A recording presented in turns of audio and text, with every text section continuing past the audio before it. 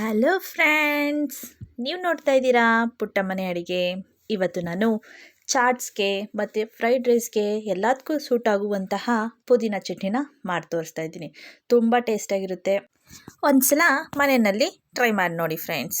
ಹಾಗಾದರೆ ಪುದೀನ ಚಟ್ನಿನ ಯಾವ ರೀತಿ ಮಾಡೋದು ಅನ್ನೋದನ್ನ ನಾನು ಈ ವಿಡಿಯೋದಲ್ಲಿ ತಿಳಿಸ್ತಾ ಹೋಗ್ತೀನಿ.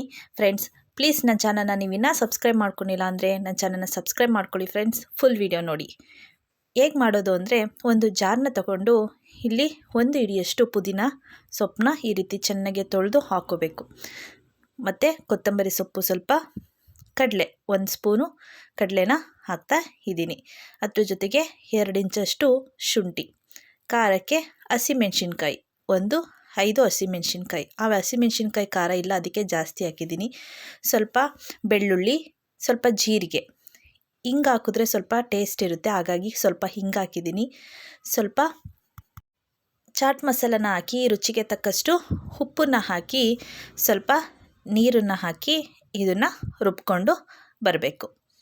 ನೋಡಿ, ಈ ರೀತಿ ರುಬ್ಬಿದ್ರೆ ಸಾಕಾಗುತ್ತೆ.